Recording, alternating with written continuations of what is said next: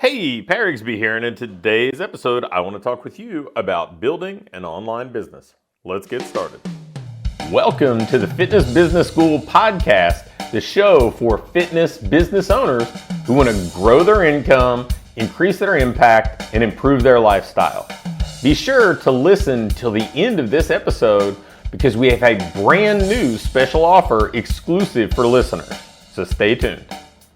One of the more common topics I see people showing interest in is building an online business. Now, sometimes I think that, it's because they believe it would be easier or that they would just be able to create things like create training programs or email sequences or whatever else and kind of be hands off.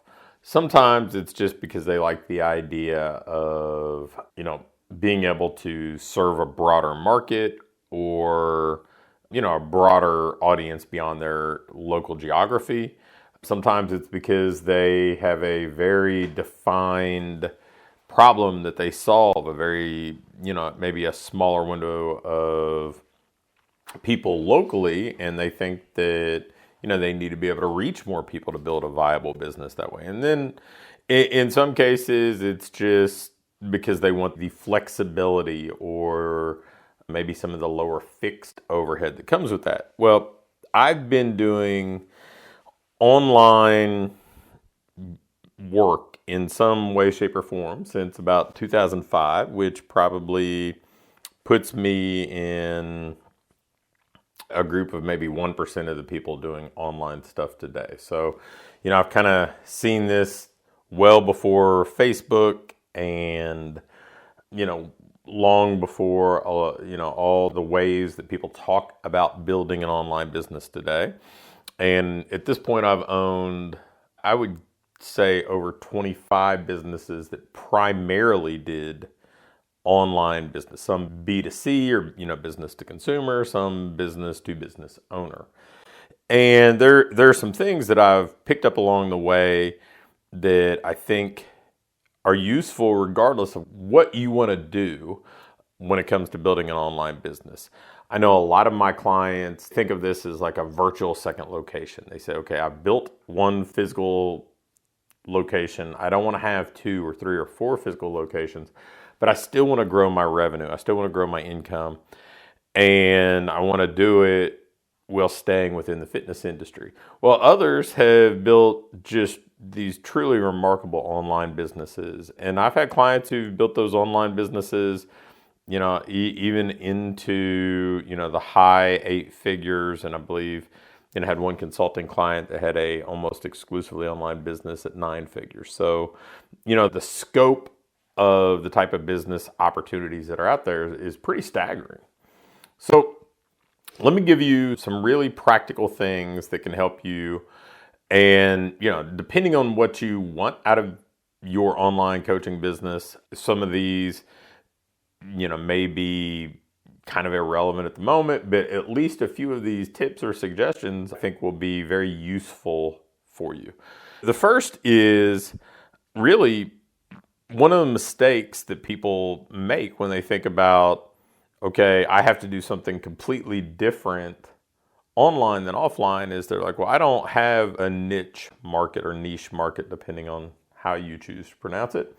With a local business, they say, no, I serve everybody. And that's actually untrue. Like, your kind of way of narrowing down the audience that you serve is by geography. It's by proximity and convenience. So typically, if somebody's going to come train with you in person, they're going to be within, 7 to 10 minute drive time if it's an adult fitness business. I mean, there's certainly exceptions. I've been a member of places where it's been a 15-minute drive time, but you don't see a lot of adult fitness businesses where people come in and train consistently driving more than 30 minutes, even in rural areas where you don't have as many things in, a mile or 2 proximity to you. So you've already narrowed in that way. So basically what we're doing, if we're trying to go online, is saying, how do I, if I'm taking away that constraint, how do I add another one so I can actually filter out people and make the offer I'm making, make the advertising I'm doing, everything a little more targeted. So I'm not, not trying to reach everybody and in turn not really being specific or super relevant to anyone.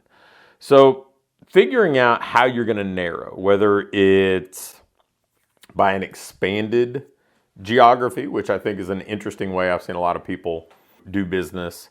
So let me give you an example. Let's say that you train baseball players and you are in Louisville, Kentucky, and you want to do distance coaching or remote coaching for baseball players, but you'd like them to come in and it makes sense for them to come in and do an assessment with you in person and do periodic assessments, every 8 to 12 weeks, then you probably want to go after people within a 3-hour drive time. And so maybe that's your radius. That's who you market to. That's who you advertise to.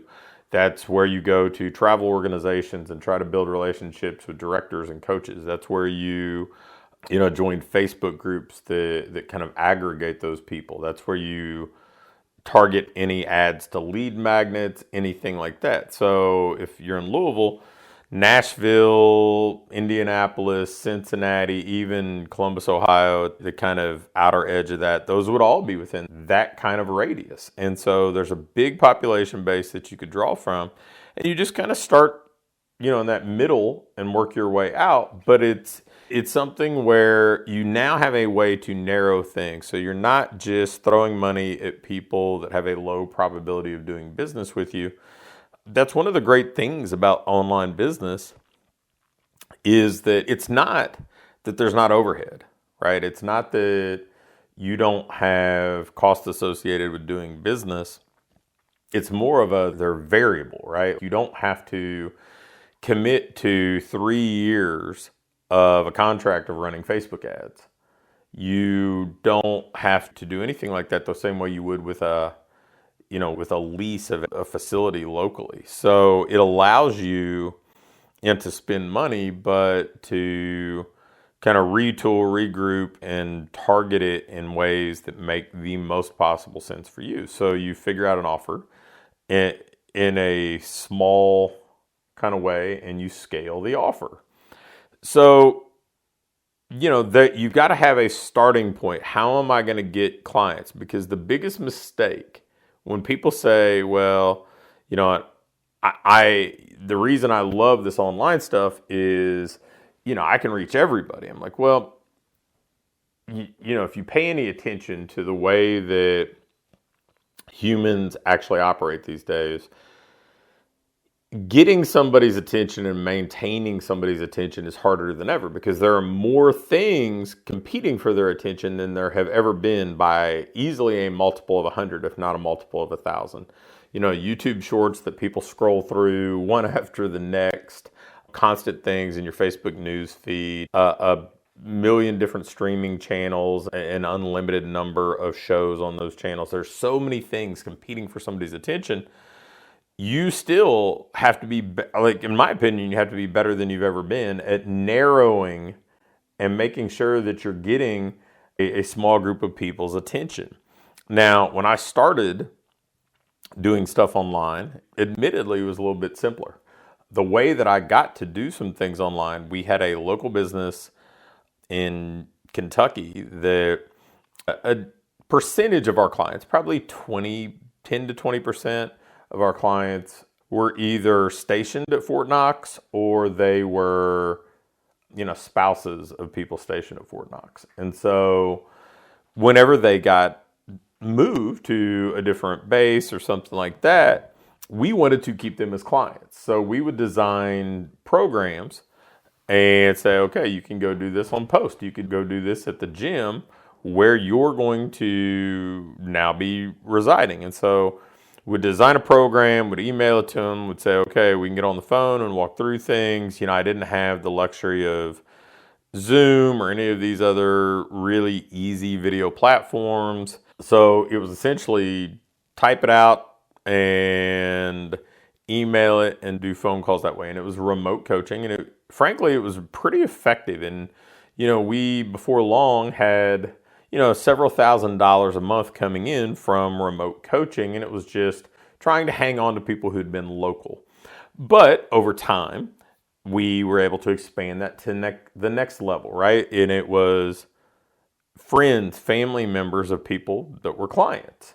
And that was an easy kind of second step that we didn't have to go advertise. We were getting referrals. We were getting people that we could serve that were introduced to us in a positive way. And then for me, with my background as a baseball coach and a strength coach, I would get a few athletes here and there that I would end out designing programs for. Usually, high school age or middle school age kids that were, sons or daughters of friends of mine.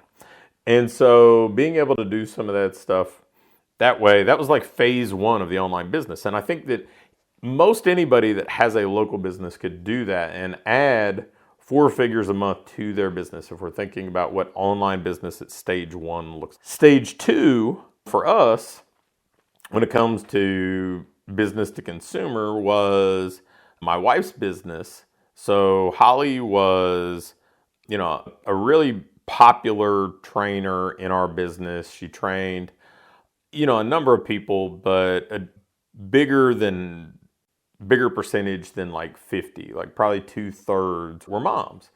And she had a nutrition coaching program that she ran for us that sold out every round that we did it.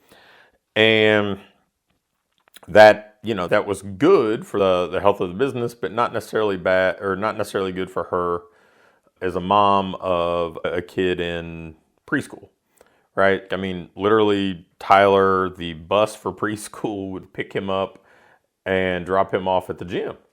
And, so the idea of saying, okay, let's package up the stuff you're doing for busy moms and sell it as an ebook, came up. And we enlisted the help of somebody who already was kind of in that world, because I was starting to dabble in the business to business world in online coaching and doing some consulting and sharing what was working in our training business because it had gone well. And, so we enlisted a friend who was doing more on the consumer side, but he was mainly targeting men, and said, hey, can you help us with strategy? Can you help us with some connections for joint ventures or, affiliates to go out and promote this and tell us what's been working with you? And he did, and we gave him a royalty, and that, and that took off to be like the initial launch, her ebook, Fit Yummy Mummy, which actually came from a campaign that Nordstrom's ran, this Yummy Mummy campaign. The idea that, well, we took it and ran this specific to moms, and the initial launch was low 5 figures, and all of a sudden there was, a desire by Holly to start doing some coaching and support on the back end of that. And take these people where this ebook was like a front end offer, whether it's like you running your 28-day program or a challenge or something like that. That was her front end offer, and then she sold ongoing memberships on the back end. And, before long, she had several hundred, eventually well over 800 paying members on a membership site. She had a DVD of the month club. She had a paid newsletter at one point. She did over 25 different information products, like, fitness products or nutrition products or whatever for moms. And it all started with this simple idea of saying, okay, this is something that I do really well locally that has a defined market that addresses a very specific need. Busy moms who don't have a lot of time and want to get the body they used to have in the time that they currently have available. And it was really effective. Now, I will say that us being able to expedite some of these things, the learning curve, figure out some of this stuff, get introductions to people through this kind of strategic alliance partner, really made this a much faster process. So one of those other mistakes that people make when it comes to trying to build an online business is to say, okay, I want to have something valuable, but I don't want to spend any money. And that usually isn't true. I mean, businesses, there's a point of entry. And most people, it's not that it can't be bootstrapped, it's just that most people don't have the patience and perseverance to spend a year or 2 years building it from scratch and doing it all grassroots or organic. And you got to find a way there. I mean, to be fair to Holly, I don't know that her attention span would have been what it was and her focus would have been what it was if there wasn't that initial launch that really got things going and there were these clients or customers coming in that she had to serve. I can't imagine that she was going to just put out content to try to build an audience for 12 to 24 months.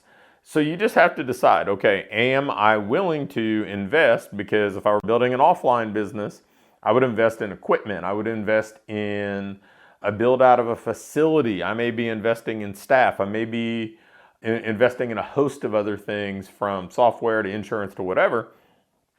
Well, my recommendation for you is think of this like a business that you would be doing offline with plenty of other upside, right? Like the flexibility, the overhead that isn't fixed, lots of things that make it advantageous, but be willing to invest some money in building it because having some skin in the game is a huge differentiator. I mean, one of those unsaid things about online business is most people it's like when some people say, well, I can't work at home. It's kind of the same thing. When you have a brick and mortar facility and you have a session that starts at 6 every morning, you got an appointment, you got somewhere to be, you got a lease to pay, that bills come due every month. And so that accountability keeps you in motion a lot of times, and it keeps you kind of focused and on the path. Whereas online, if you don't have that, it's a little bit tougher. So having some skin in the game, I think, is a big deal. So those were two kind of simple ways that we were able to get online that I think there are a lot of lessons to draw from. Now, one of the cool things that I've recognized though along the way is I think a lot of people start at the wrong end of this. They're like, oh, I want to be internet famous. I want to be, I want to have this big following on Instagram, or I want to have, a big audience on TikTok. And it's not that isn't tremendously valuable, but they overlook the opportunity right in front of them. Most of us can go open our cell phone, open our email contacts, and open our social contacts that we have on Facebook, whether it's 1,000 or 2,000 or 4,000 or whatever it is. And cumulatively, almost always, you're going to have at least 1,000, if not a couple thousand people to reach out to between those kind of three buckets. Well, start there. Go get paid to figure things out. Go build up a track record, build up some success stories, get some case studies. Figure out what your offer is going to be.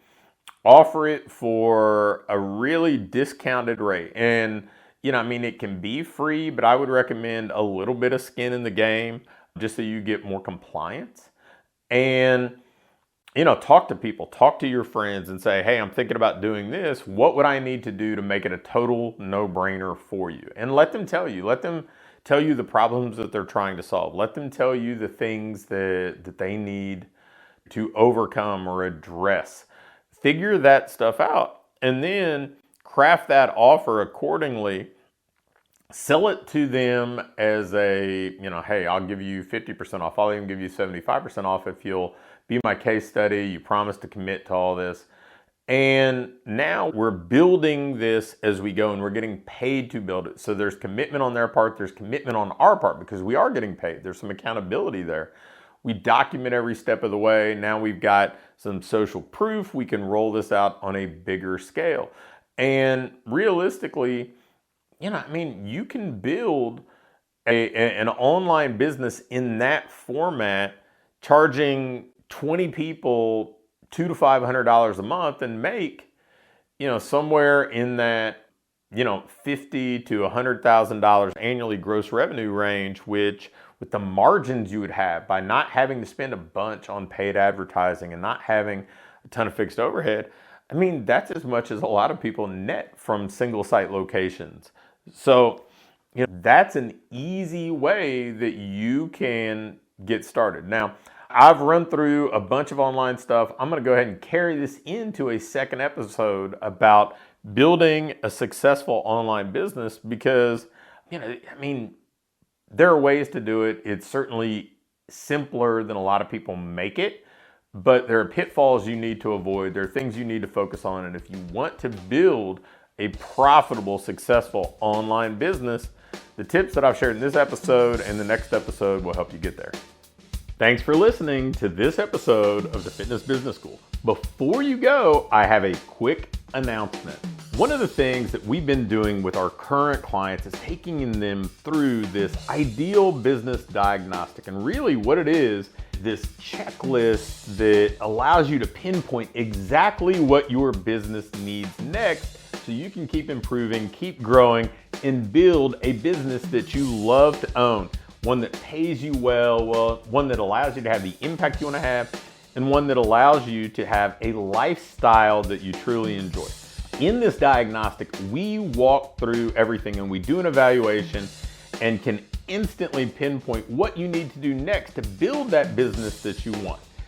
I'm going to extend this opportunity to get on with either me or my team and take you through this evaluation and fix your business's most vital needs fast. So if we take you through this, you're going to be able to make those vital changes that you need to finally have what I call your ideal business. If you'd be interested in going through this entirely free, risk-free diagnostic with us and learn what you already have in place, what you're doing well, and where your greatest opportunities for rapid improvement are, just shoot me an email with diagnostic in the subject line to pat@patrigsby.com. Again, an email to pat@patrigsby.com with diagnostic in the subject line will get you scheduled and take you through this evaluation to help you build the business you want.